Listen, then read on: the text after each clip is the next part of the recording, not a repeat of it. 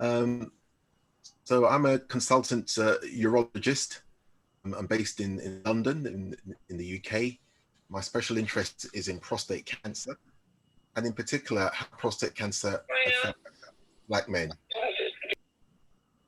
So,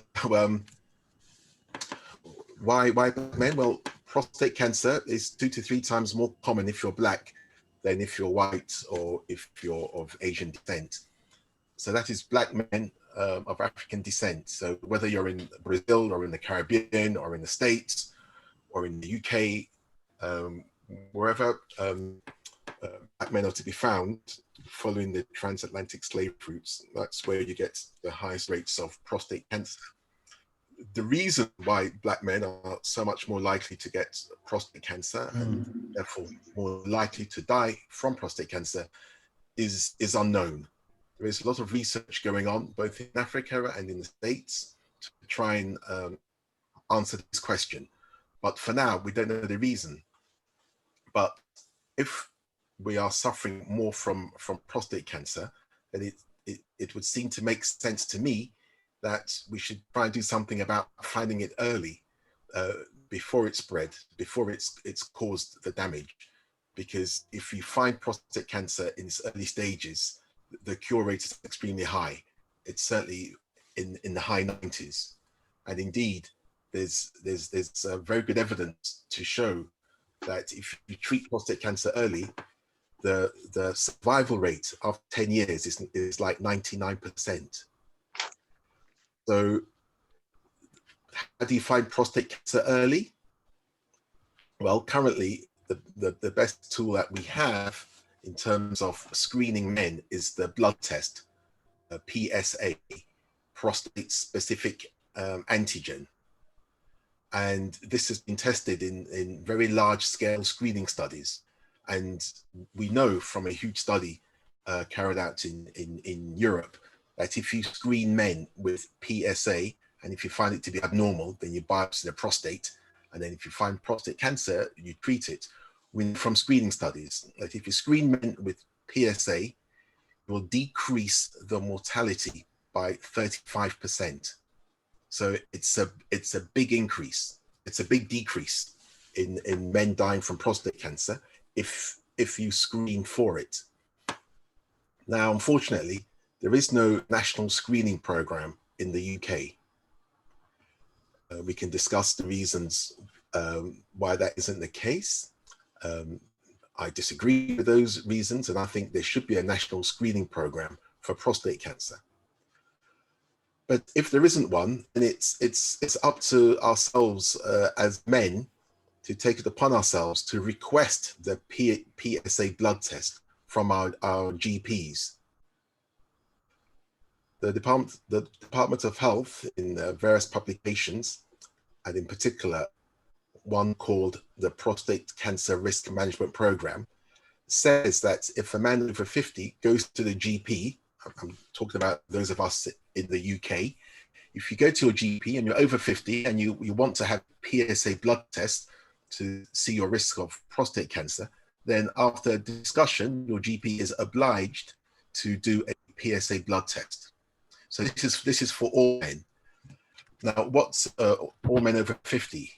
Now, what the guidance goes on to say further is that if you're in one of the higher risk groups, you can have your PSA blood test from age 45. So the high risk group includes people who've got a family history of prostate cancer, and it includes Black men. So as a Black man, it is your entitlement in the National Health Service to have your PSA blood test at no cost to you from your GP, but you have to go along to request it.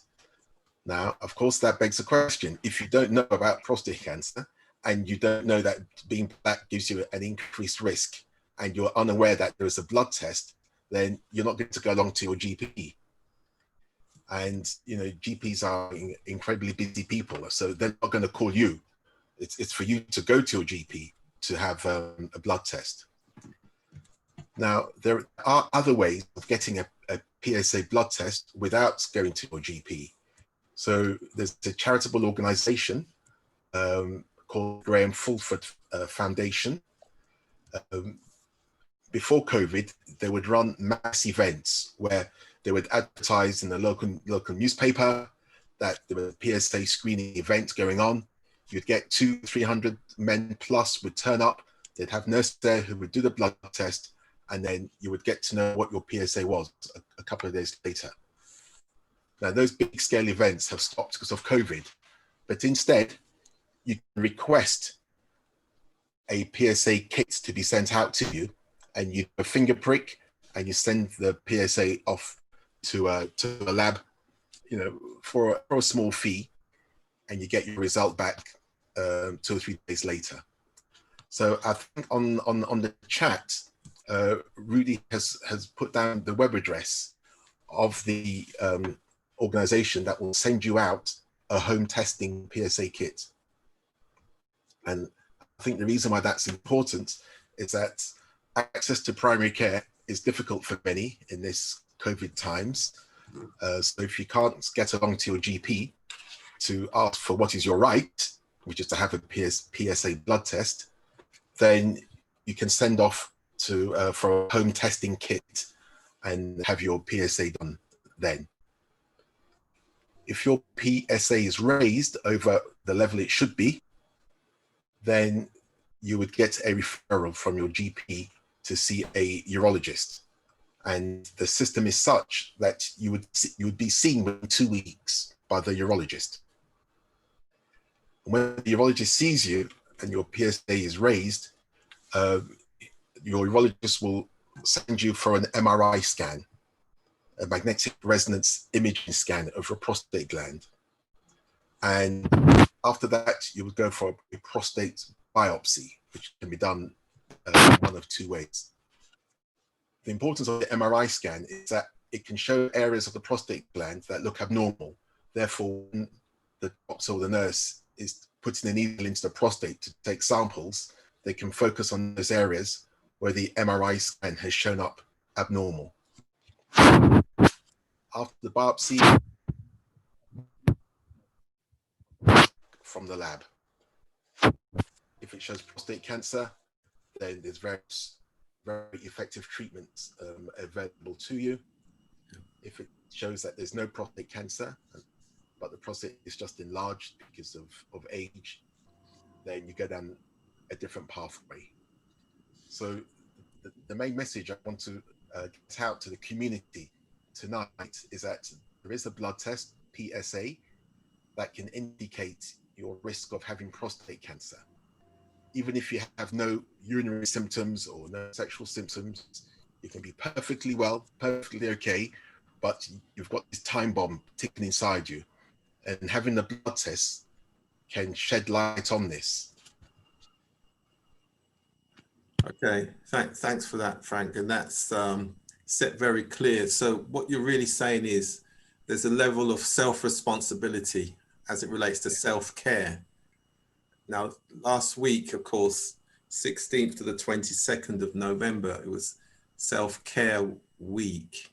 And of course, the whole prostate being on that self-care agenda, it seems as though we need a lot more information, advice, and guidance relating to that. But as you said, the medical professionals are busy at that primary care level.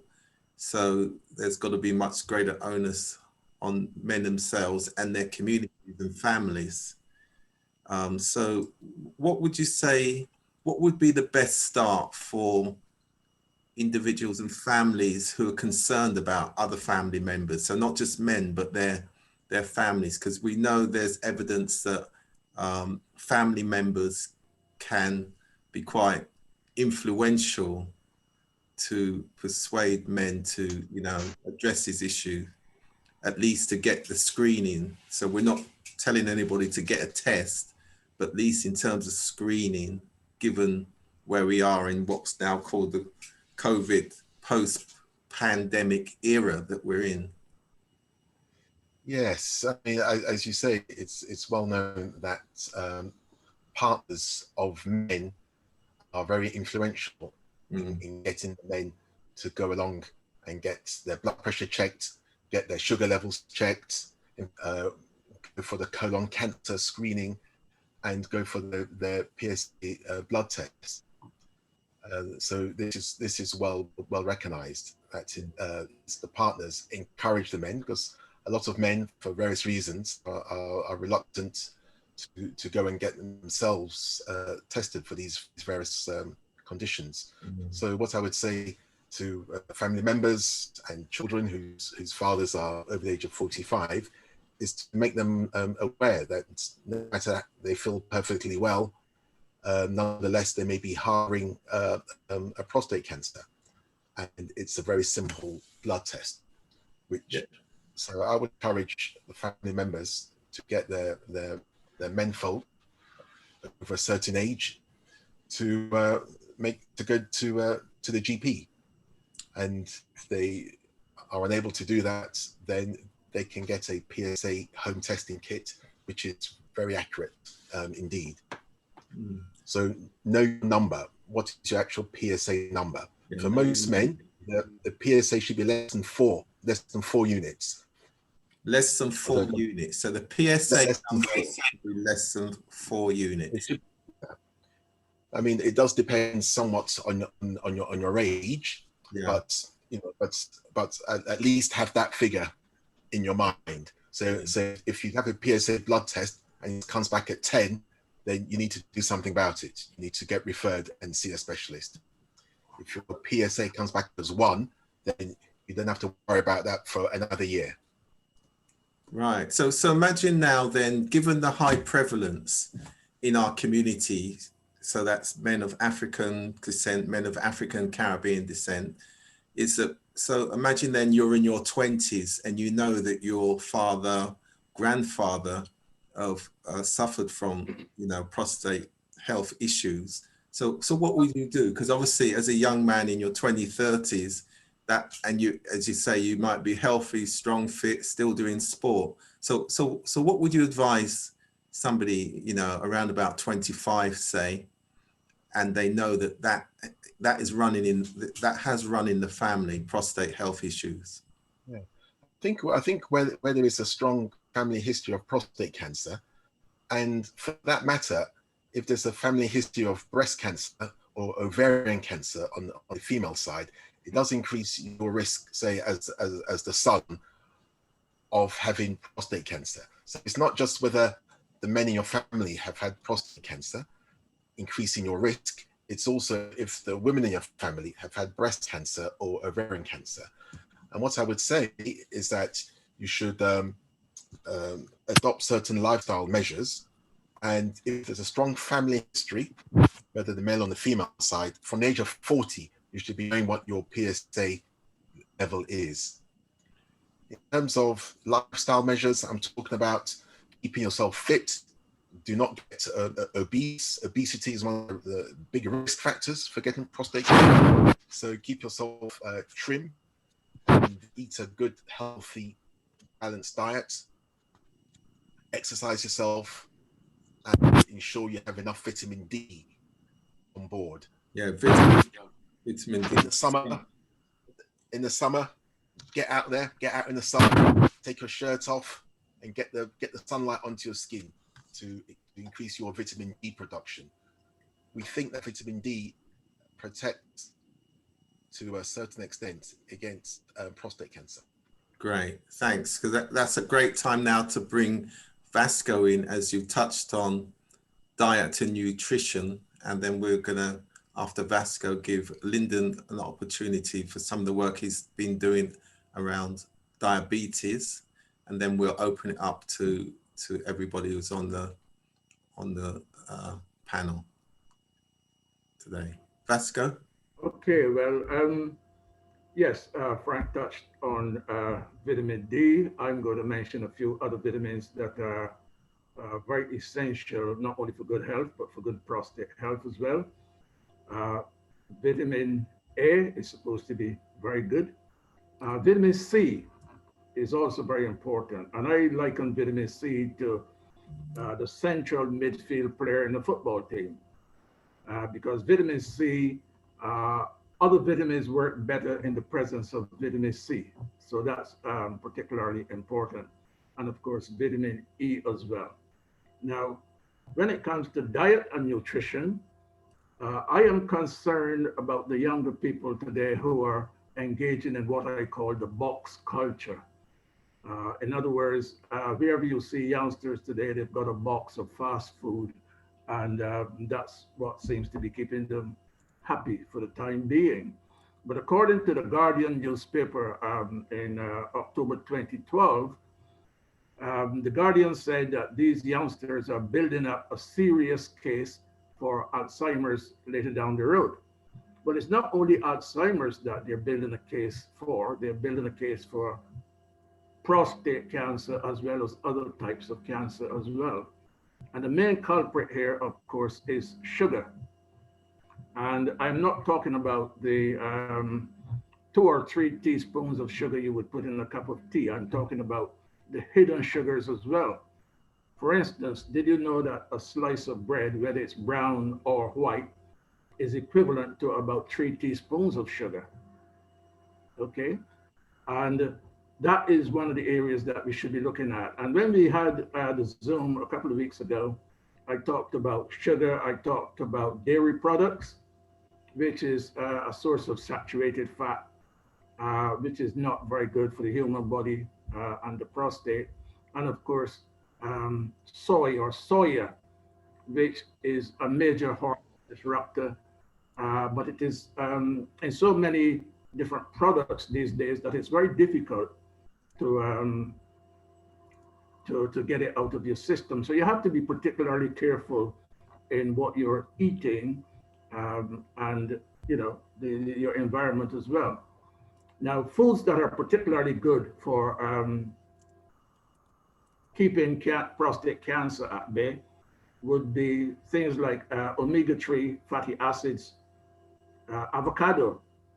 Avocado contains a compound called beta-sitosterol, which in tests has shown to be particularly good in helping keeping prostate cancer at bay. And of course, we come into turmeric, good old-fashioned coconut oil as well. And these different tests are showing that they have a beneficial effect on the prostate gland. Keep away from dairy, especially milk, because that's full of the female hormone estrogen, which is also something you don't want in your body. And Professor Frank mentioned obesity. When you're obese, your body produces more estrogen. So that is one of the reasons why you should try to be slim, do your exercises. And one of the best exercises you can do is squatting. So if you get something, not like a gym, you have weights on your shoulders, but if you can get something moderately heavy indoors and do some squats, because what you're doing when you're squatting is that you're strengthening your pelvic floor muscles. You're doing what is known as Kegels, and exercise, and that is strengthening your prostate floor muscles, and of course, helping with the prostate gland as well. So, Vasco, before you go on, there's a question. We're going to come back to the pelvic floor. Yeah. There's a question being asked, what do you recommend instead of milk? Well, I personally use coconut juice. I can't call it milk because the authorities say that if it doesn't come from a mammal, it's not milk. So I have to say coconut juice, yes. And that's what I use. So that coconut juice, because obviously there's a range of coconut type drinks. Yeah. And you have the almond drinks and the breeze drinks and those kind of drinks that they're supposed to be non-dairy. Yeah, but the evidence also shows that what people are buying as almond drink or almond milk, let me use the term, is not really almond milk because it has practically no almonds in it. But one of the reasons why I'm talking about going off of dairy milk as such is that the cows are usually milked soon after they've given birth. And that is the time when estrogen levels are pretty high. Okay, so anytime, whether it's semi-skimmed or full-fat milk, you should keep away from it. And it's a dairy product which does not benefit the body at all. In actual fact, it's one of the products that increases inflammation in the body, okay? And inflammation is at the root cause of about 95% of illnesses. So you have to eat a diet that reduces inflammation. And one of the best diets you can eat is a lot of greens, yes? Okras, the cruciferous vegetables, that's cabbage, broccoli, and other things like that. And broccoli, of course, has been shown to have a compound called sulforaphane, which the authorities say is particularly good for prostate issues as well. Okay, so we used to, a few years ago in health promotion, we used to run a campaign, eat more fiber. Can you talk about the benefit of fiber? Yes, there are actually 3 different types of fiber. There's a resistant starch, okay? There's something called soluble fiber, and there is insoluble fiber. Now, soluble fiber is the one that it makes you feel full. Yes, mixes with the water in your gut, makes you feel full. It is supposed to be good food for the bacteria in your gut that keep your immune system strong. And you can get that type of fiber from sweet potatoes, plantains, and other stuff like that. The insoluble fiber is the one that passes right through the colon and clears up the colon and reduces your risk of what they call colorectal cancer, yeah, cancer of the colon and the rectum. And the best place for me to get that from would be grated coconut. You know what people call the trash that they throw away after they've taken out the milk and the juice and all of that. But that is one of the best sources of insoluble fiber. And the third type of insoluble fiber is called resistant starch. And if you eat green bananas and even sweet potatoes again, you get that kind of resistant starch from there. Fiber is exceptionally good for keeping the body clean and also very good for reducing cholesterol as well. All right. So it's good. It's food for the good bacteria in your gut. It helps you reduce weight because if you're eating a lot of fiber, you'll feel full for a longer period of time. So you're not going to eat as often as you would normally eat. And of course, if you're eating fiber, that means that your diet is reasonably good. So the chances of putting on weight and getting extra estrogen in your body are greatly reduced. Yeah, could you say something about tomatoes and lycopene? Why? Yes, the compound in tomatoes is called lycopene, which is also good for the prostate. But remember, the best way to eat tomatoes is slightly cooked and with black pepper. And the tomatoes should be as red as possible because that is lycopene, okay? Slightly cooked with black pepper because then the lycopene becomes what they call more bioavailable. In other words, your body absorbs it better. Similarly with turmeric, if you use turmeric, you should also use it in conjunction with black pepper.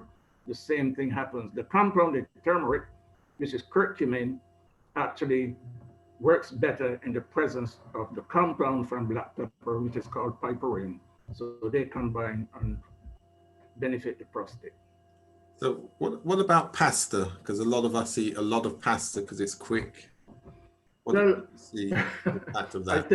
I think we may have to eat a lot of pasta if there's a food shortage because it's one of those foods that can last for a long period of time. Yeah. But a lot of nutritionists don't think a lot about pasta as a health food. But I was reading something about 2 weeks ago, written by another nutritionist who posed the question, and I found the question quite intriguing. If pasta is supposed to be so bad for you, how come Italians live so long? Because they eat a lot of pasta, but at the same time, they also use a lot of olive oil and fish, omega-3 fatty acids. Yeah, interesting question. Right, thanks for that for the moment. Right, Lyndon, are you there? I can see that. Lyndon, Yeah, I'm here. Yeah. yeah, would you just like to spend 5 or 10 minutes, tell us about yourself and what you do and what you've done in terms of, that you've made a name for diabetes reversal, and just tell us a bit about your recommended diet as well. I don't think I made a name for it. I think it was there before I came along. Yeah. No, You know? it's because you did it yourself. So I think what Yeah. we're trying to get across on these forums, it's about self-care. The health system is there, but it's not there to take care of us when we, it's about prevention. We're about prevention, self-care. When we're sick, then the system's there for that. So we want to keep ourselves out of the health system, given the challenges it's under. It was under challenges before COVID. It certainly is now, especially that primary care level. Yeah, I think, first and foremost, thank you very much, Willie, for having me on this evening. Hello to Vasco, good friend of mine. And yeah, I've learned so much from Vasco, and all the information that we get from Vasco is amazing, is amazing. So to be on the same platform today as you guys, I appreciate it, because I'm in a position where I didn't ever intended to be where I am at the moment with the development of my book and what I've done with diabetes. Just for anyone who doesn't know who I am, my name is Lyndon Wissart, author of the book, The Inspired Diabetic, a journey of how I reversed my type 2 diabetes in 105 days without prescribed medication.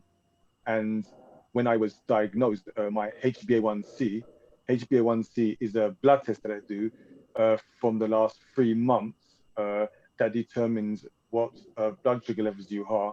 And they say that the number should be 42 and below. Mine was 92. It was. And also they done a pinprick blood test on me, which they do in the finger, where they take a small percentage of blood, they do a quick test of it, a blood glucose test. Mine was 15.9 and it should have been 5. So at that time, Lyndon, it was very high. Lyndon, can I just ask you, as you say that, did you feel ill? Did you feel out of breath? Did you feel not as healthy as you used to be when you were younger? Yeah, 100%. I was very ill, not very ill, but sick for over a year. I had lots of symptoms going wrong with my body, and I didn't deal with it.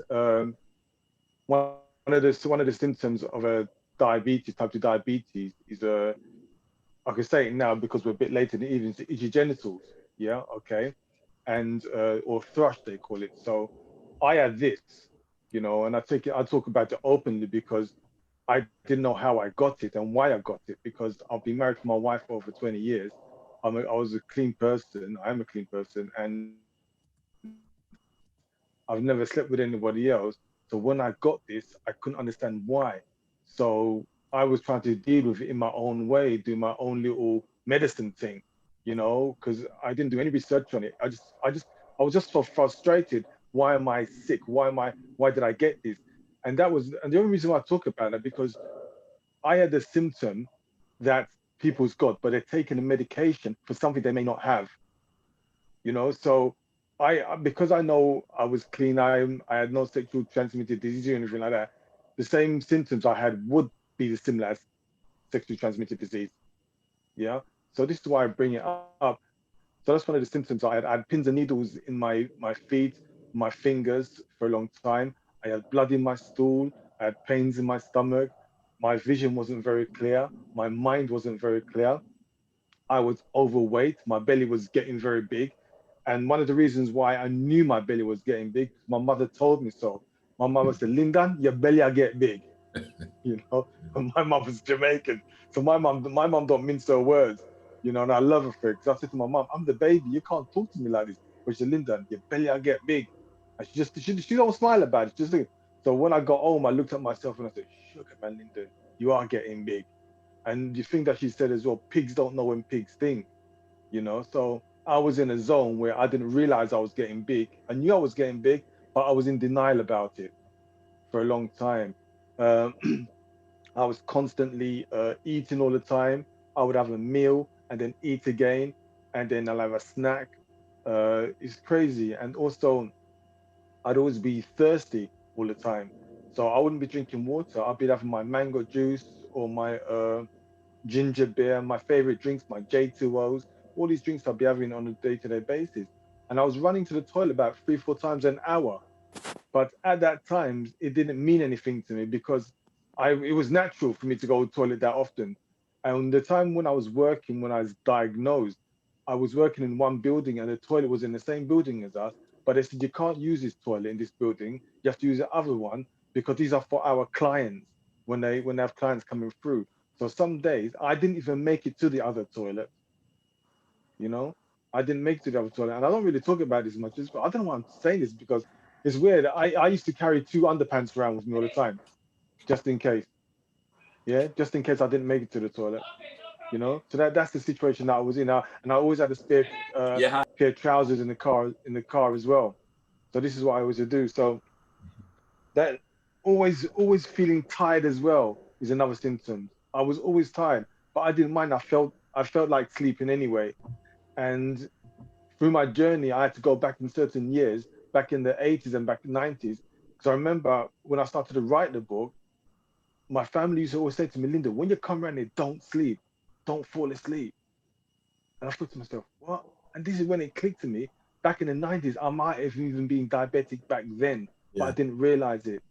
Because when my family used to live down in Ramsgate, down by the coast, and we used to live in London. And back then, the A roads were very slow. So it probably take about an hour and a half to get down there, to drive down there. So I would buy 2 bags of jelly babies to eat on my way down there. And I would just it because you think the sugar is going to keep you awake, going to give you that energy. Mm-hmm. So I'd finish a bag before I even get down to Ramsgate, you know? So basically what it was, when I was diagnosed, like I said, my HbA1c was high, my blood glucose was high. And I can remember when they said, you're diabetic, I said to them, what is diabetes?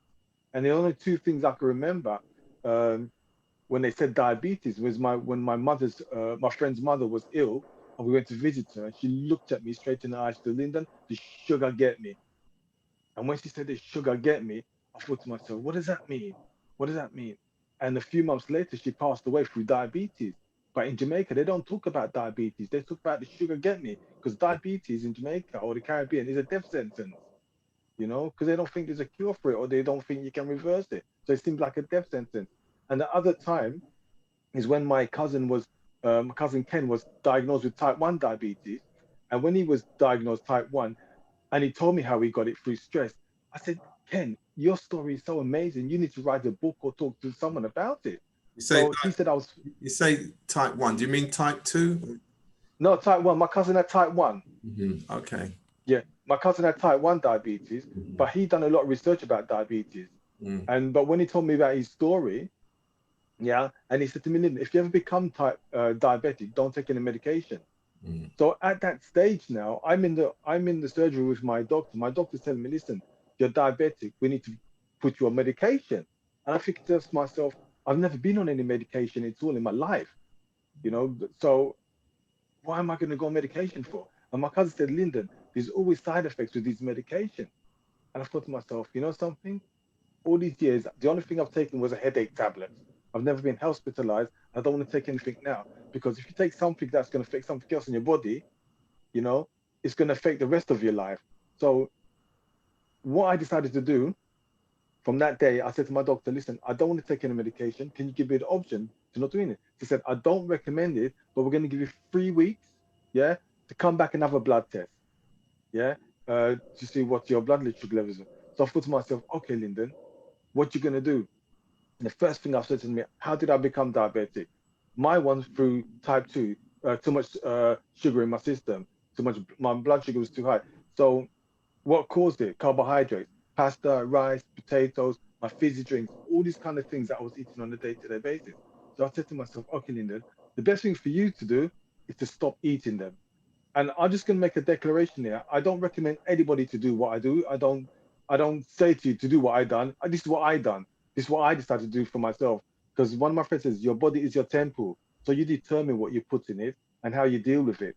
So I decided to cut out pasta, rice, potatoes, all my Caribbean food that I was eating, my rice, oh gosh, I stopped eating them all overnight. You know, it was hard. It was hard. But the thing about it, I'm saying to myself, if I stay diabetic, yeah, I'm self-employed. If I don't work, I don't earn.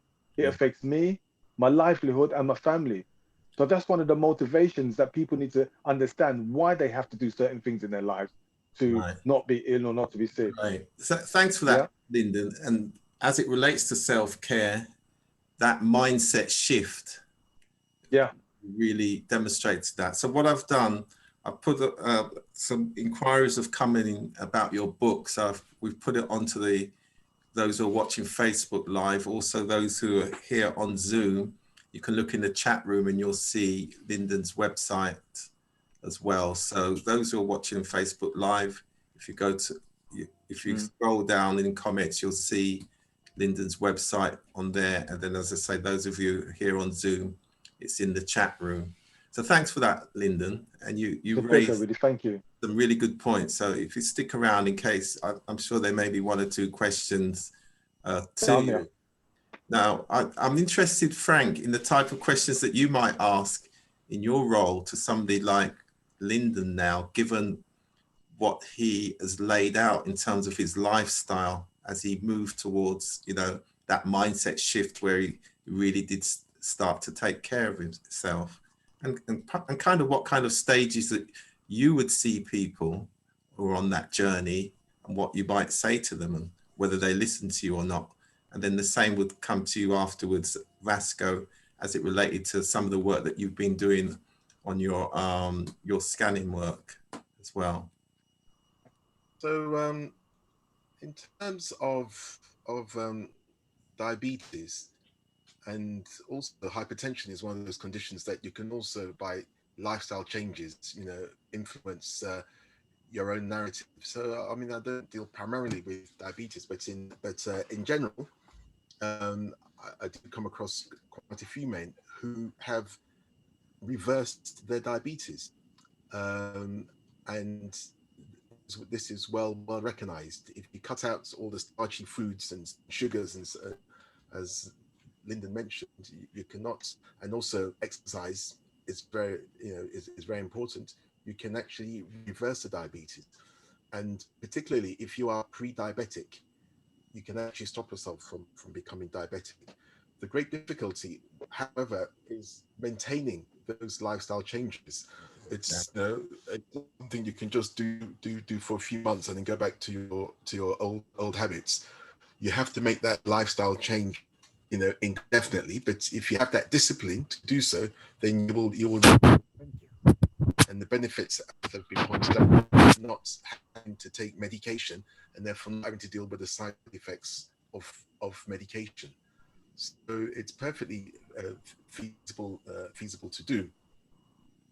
Indeed, I think it was a few months ago, the government came out with this strategy for altering your diet, and you can get assistance with changing your diet. You can get assistance with exercise prescriptions. So on the theme of looking after yourself and self-care, it's absolutely a very good thing to do, to reduce your calorie intake and reduce all those starches and all those sugars. Discipline. Okay. That's the thing. Thanks for that, Frank. And then Vasco, there's some of the messages coming in that people are asking for some specific recommendations when it comes to breakfast, lunch, and dinner. I know you did touch on various ingredients, but I think what people are really asking about is their meals. How should the meals be made up? What would be a typical good breakfast, so to speak, that's nourishing, gets you ready for the day, and so forth? Okay, well, I'm going to talk primarily about what I have. Yeah. And I've now gone from 3 meals a day. I noticed they're talking about breakfast, lunch, and dinner. I've gone down to 1.5 meals per day. But one thing I make sure of is that I have a very filling breakfast in the morning, because to me, that sets up the day. So my routine when I get up and I finish my early morning ablutions, I then have a cup of green tea or ginseng tea, and with that, I squeeze a whole lemon. Yes, put the juice in there. Yeah. Occasionally, I will have a little bit of apple cider vinegar with that. And I used to have half a teaspoon of bicarbonate of soda.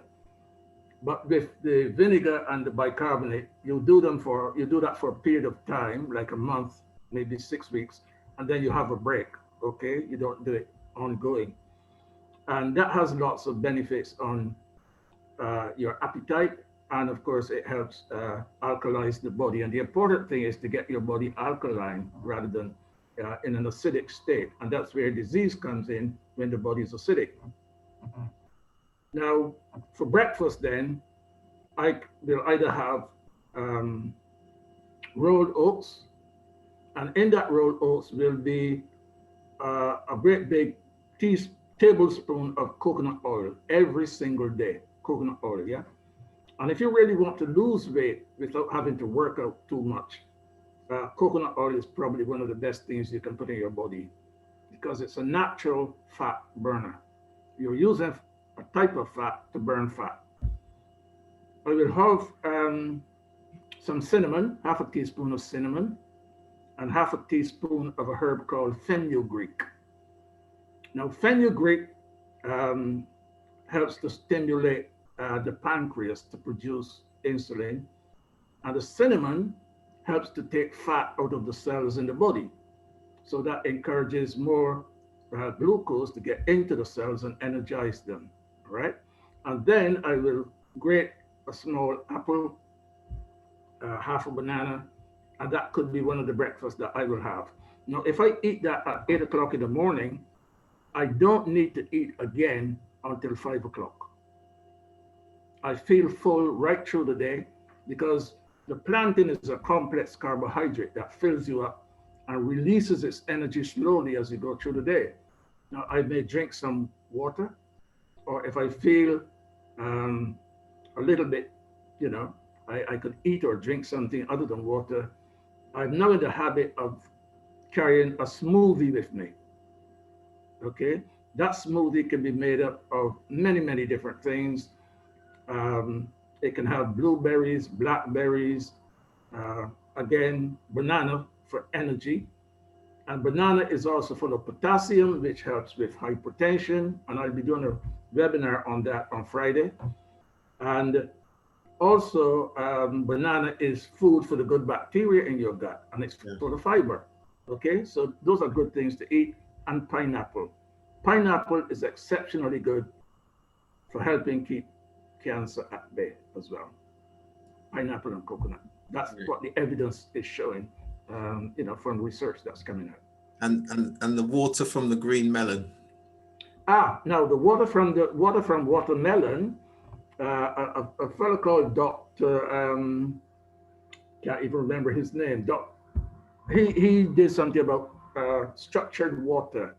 I don't know if you've ever heard of structured water. Yeah, he gives it the formula H3O2, and you get that from, it's really the juice of certain fruits, cucumbers, radishes, watermelon, pineapple.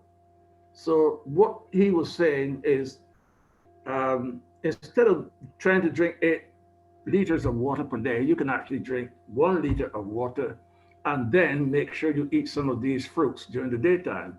Because in his opinion, and from his research, he says that these are even more hydrating than ordinary water. And of course, they come with vitamins and minerals. And they're exceptionally good for people who have kidney issues, okay? So all of that I have incorporated into my routine. And as you notice, I've lost quite a lot of weight. I feel more energetic, I feel healthier. And at my age, I can still run up and down. Yeah, this is good. Actually, could you say something about kidney care? Because kidney health, again, well, I'm thinking of African Caribbean people over the years, that's been quite a serious issue. Well, it takes us back. It takes us a lot back to the prostate as well, because if you have an enlarged prostate and you're not urinating properly, okay, you're dribbling, and when you go to void yourself over the toilet, you're just putting out a small amount. That could indicate that the urine is backing up in your bladder. Yes, you can get a bladder infection. And if it backs up further than the bladder, it goes to your kidneys. And that can create kidney issues as well. Yes, and once it backs up in the kidneys and you start suffering from kidney problems, it's a serious threat to your life. So you really have to look after your body holistically. That's what we do and what we tell people to do. And of course, you know, looking after your body holistically means eating certain foods that will affect many different parts of the body in one fell swoop. And then, of course, you flush your kidneys quite regularly by drinking water and liquids. And this time of the year, what a lot of people should be doing is drinking soups, okay? Vegetable soup especially. And that, you know, not only hydrates you, but again, you're going to put vegetables in there with minerals and vitamins in them, and that will benefit the body holistically. Great, thanks. And Frank, Yeah, I think you. Yes, I think in terms of renal failure or chronic renal impairment, hypertension is the biggest reason why Black people in particular run into problems with their kidneys. Sure, you know, bladder problems not being properly can contribute, but the biggest category of the biggest reason for people getting into problems with their kidney function is uncontrolled hypertension. And we know that at least 1/3 of people in the community with high blood pressure, it's not diagnosed. And quite often the first time that they realize the problem is when they're feeling lethargic, and the GP checks the blood pressure and it's high, and the kidneys have already started failing. So it's important for everyone to get their blood pressure checked on a regular basis and get it treated. That's the biggest thing that we could do as a community to reduce our propensity for getting into kidney failure. Okay, so Vasco, on that note, just say something about diet as it relates to reducing hypertension, please. Yes, well, I was about to ask Professor Frank a question because I came across a report not that long ago that said that exactly what you just said, Professor Frank, hypertension and kidneys, but it was reversing the roles, saying that it was kidney issues that generated hypertension more so than hypertension generating kidney issues. But for high blood pressure, there are many things you can use. Bladder, the sea moss is pretty good. Beetroot, believe it or not, every single drink you have, you should put some beetroot in there. Cinnamon, again, that's a blood thinner.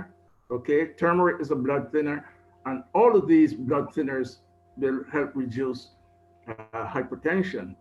But for me, my best bet is not only a diet, but I meditate quite a lot. I give myself a minimum of 15 minutes a day meditating, just emptying my mind of any thought, and that has a very calming effect on me, no matter what is going on around me. I'm like a clock in a thunderstorm, yes, going on at my own little TikTok pace.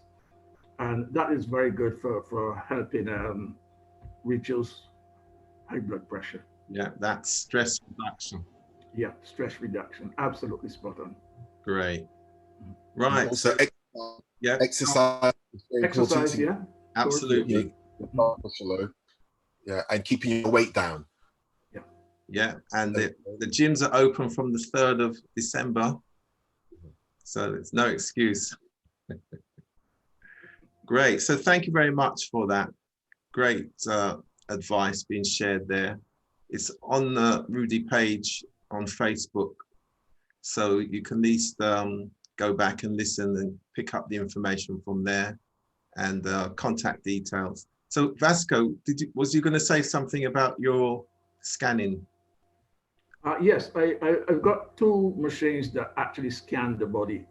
And these machines work on vibrations. Remember the late, great Nikola Tesla said in one of his quotations that when science understands the non-physical aspect of medicine, they will make more progress in 10 years than they have done in the last 200 years. And this machine actually, it's a very simple machine which the person holds an electrode in the hand, and that's connected to the computer. And it scans the whole body, all the organs, to see how they're resonating, okay? How they're vibrating. And the results come up on the screen. And then I can write a protocol for that person saying, well, this is what you should be eating, and these are the combinations that you should be using to make that particular organ vibrate at the correct frequency, because everything in the universe is about vibrations and frequencies. And that basically is how it works. Okay, so I run a consultancy room at Croydon Supplementary Education Project here in Croydon. Here I am now, and people come in and they go on the machine and see how their bodies are performing non-invasively, let me put it that way. Great. So what I've done is that for those of you on Zoom, it's in the chat room. You'll see Vasco Stevenson's number there.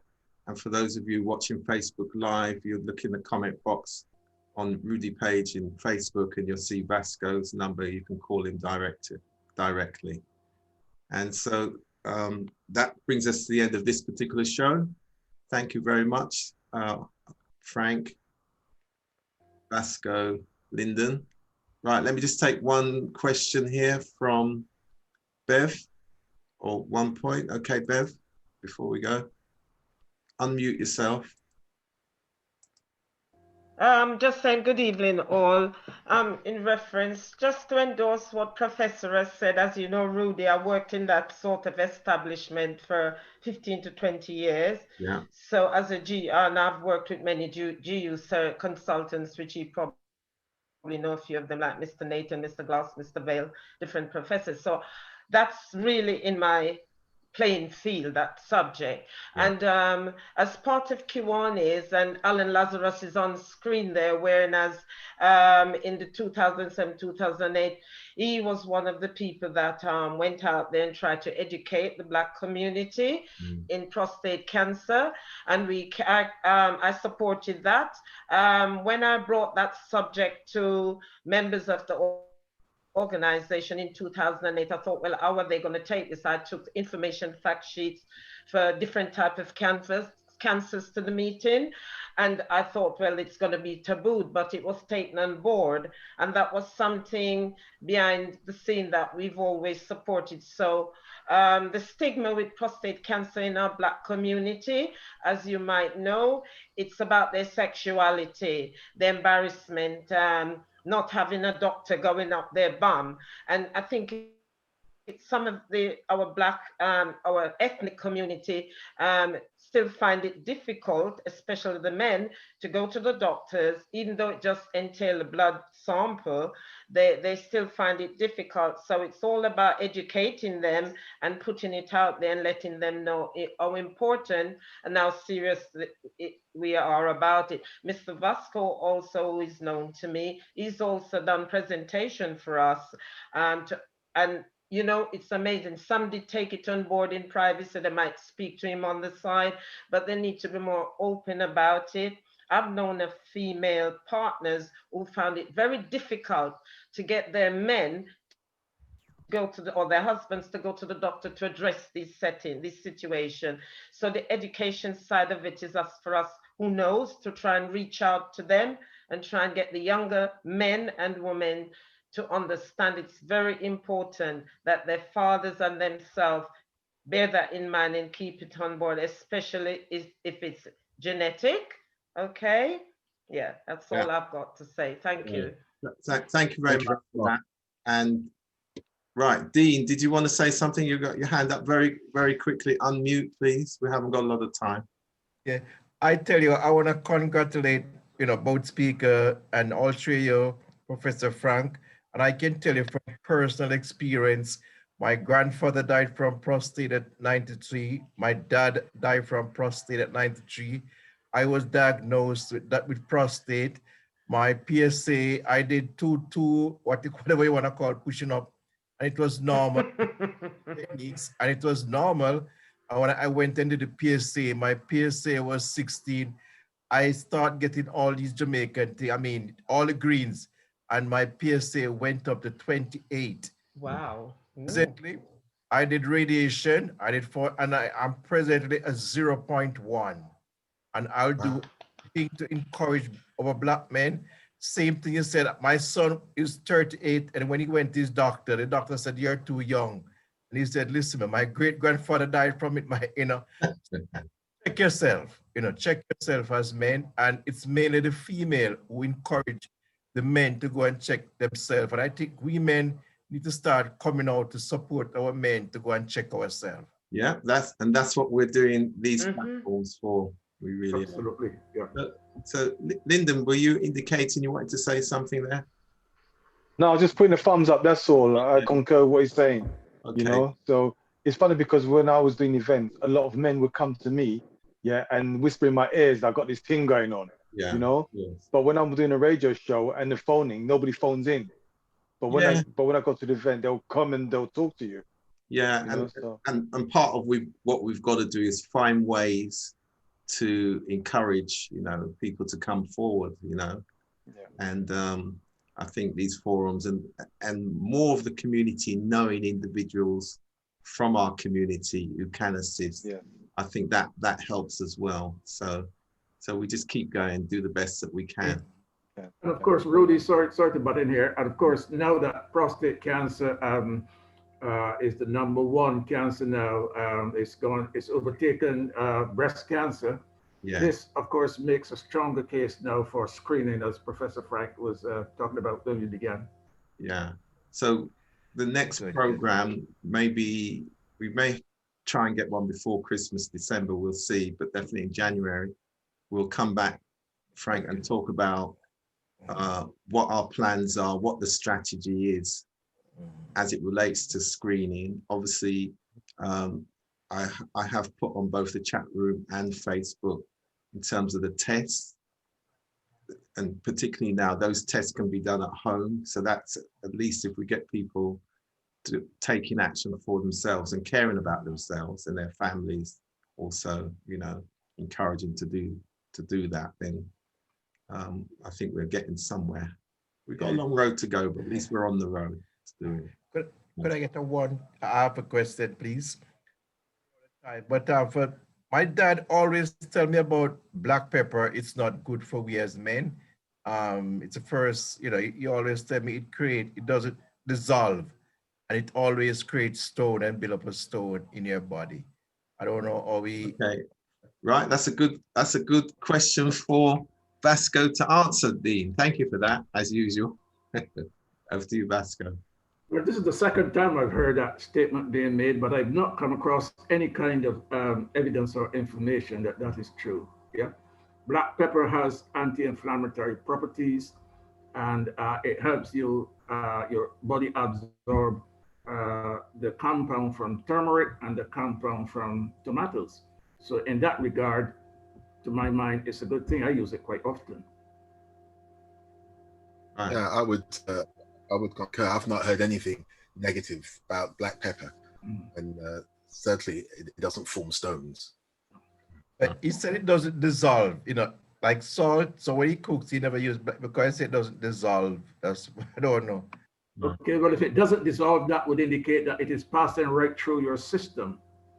Okay, and passing out when you go to the toilet. That's all. Right. All right. So thank you very much, everybody. And we'll keep you informed for the next program. Good night, all. Thank you. Thank you, Rudy. Thank you, Rudy. Thank you. Good night, and thank you, Rudy. Yeah, thank you, Rudy. Professor. Thank you, Prof. Thank you, Professor. Thank you, Vasco. Thank you. Thank you, Lyndon. Thank you, Mr. Vasco. Right. You're welcome. Have a good evening, everybody. And you. Bless you. All right. Thank you. Bye for now.